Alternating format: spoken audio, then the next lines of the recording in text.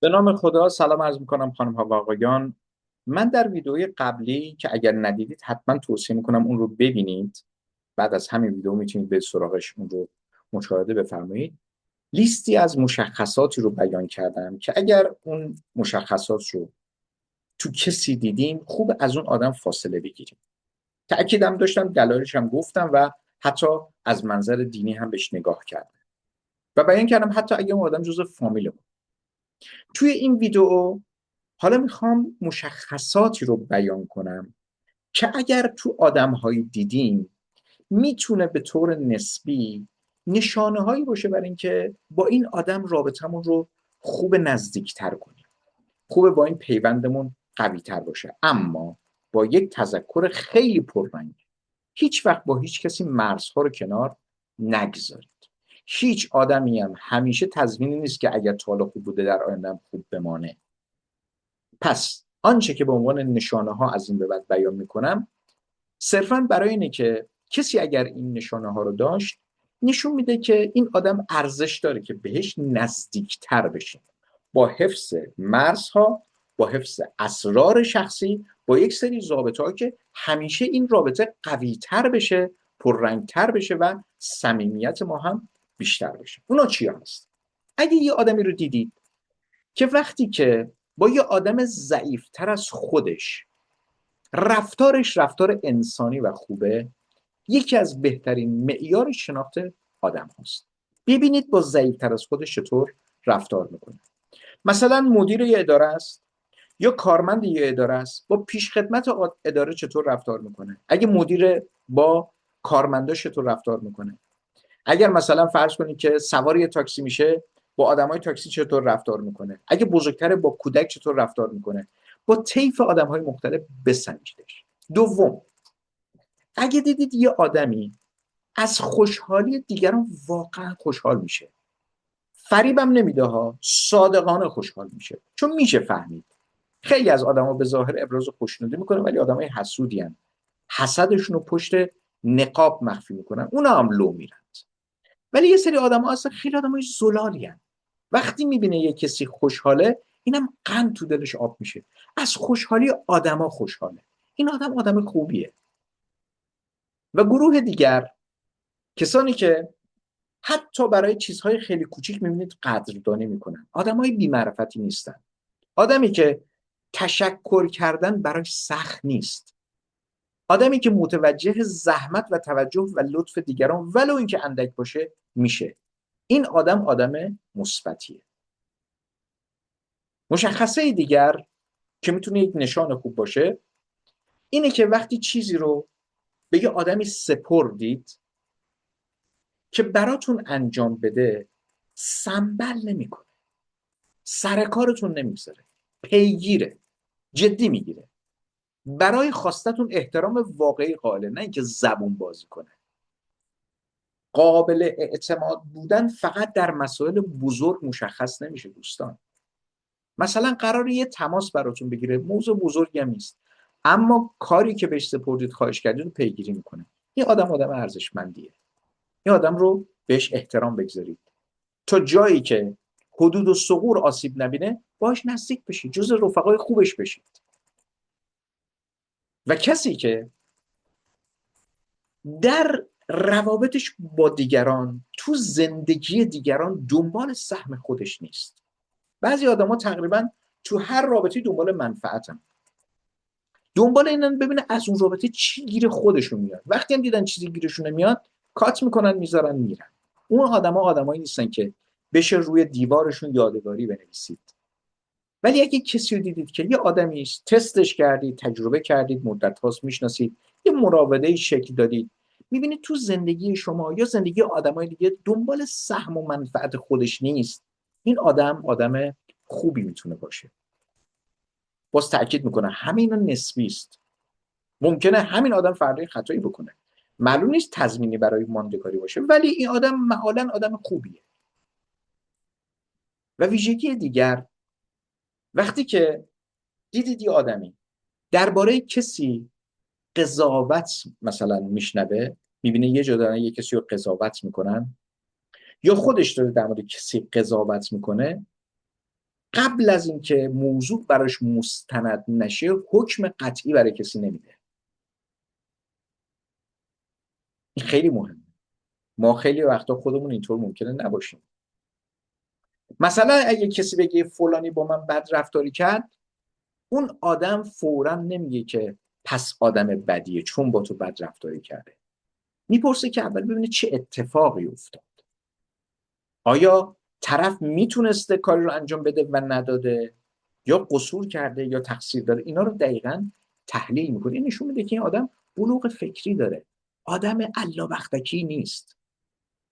و خصلت دیگه که خصلت مثبتیه درباره آدمایی است که میتونن خوشقولی خودشون رو حتی تو چیزهای خیلی ساده حفظ کنن.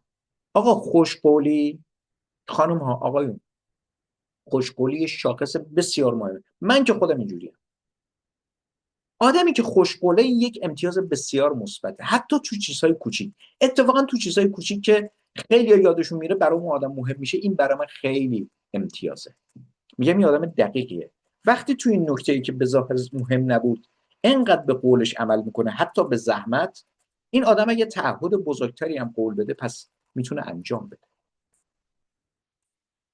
ویژگی دیگه اینه که ما گاهی اوقات یه آدمایی رو میبینیم که یه خصلت خیلی خوب دوست داشتنی دارن که سعی میکنن از آدمهای متفاوت از خودشون چیز یاد بگیرند.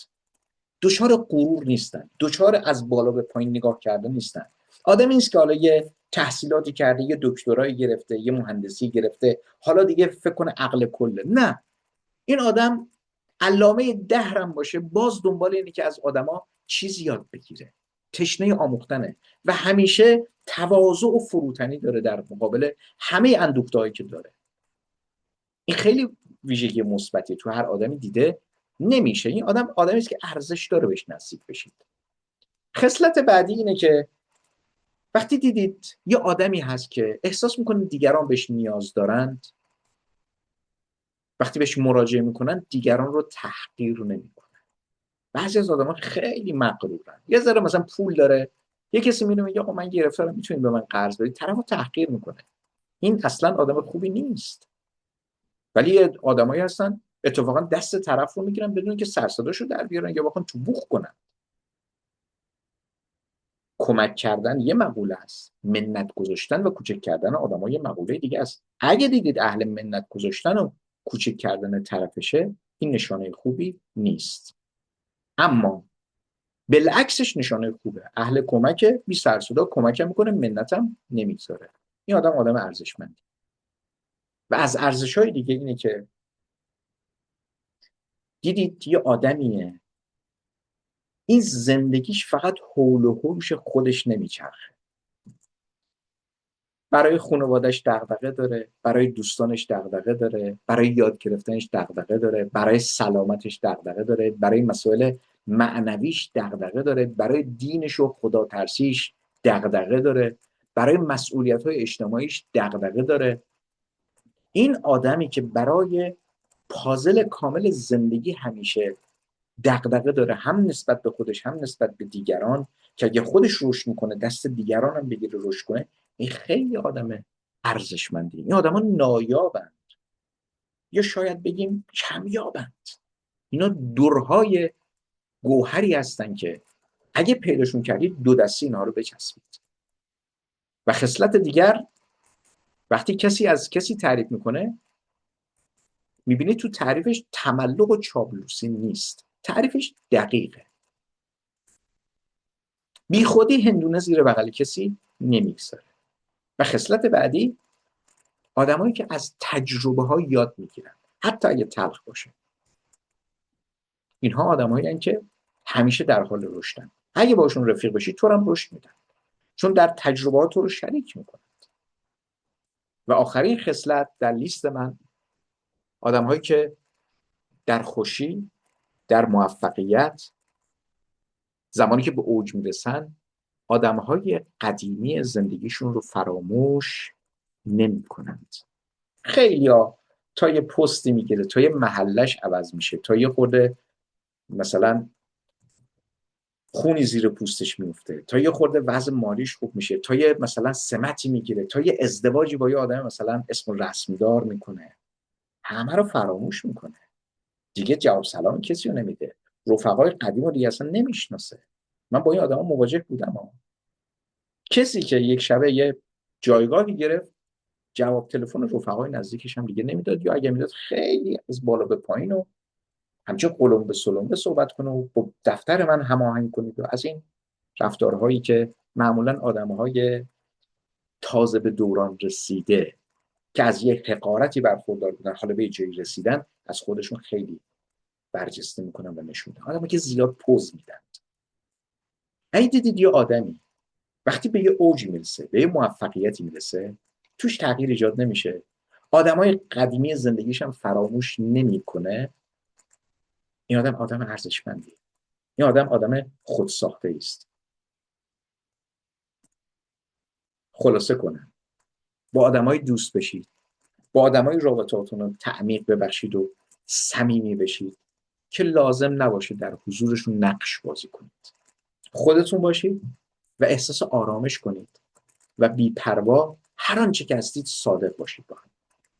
این رابطه ارزشمند. امیدوارم معیارها در کنار نکات بازدارنده‌ای که در جلسه قبل گفتم بتونه مکمل و مقومی باشه که رابطه‌های ما رو بتونه بهتر مدیریت کنه. نظرتون رو بنویسید، سوالاتتون، دیدگاهاتون و هر گونه مطلبی که میتونه ناظر بر نقد و تحلیل این ویدیو باشه. از اینکه تجربهاتون رو با آدم‌های خوب می‌نویسید و مصداقاش رو بیان می‌کنید و باعث میشه خوبی‌ها دیده بشه و دیگران بخونن و بدونن تو این کانال یه سری آدم‌های منصفی هستن که فقط قُر نمیزنن، خوبی آدم‌ها رو هم بیان می‌کنن. خاطره‌های خوب از آدم‌های خوب رو برای تجربه، به ویژه برای جوانترها، حتما بنویسید. کامنت ها خیلی خوب خونده میشه. پاینده باشید. ارادتمند، امیر مهرداد خسروی.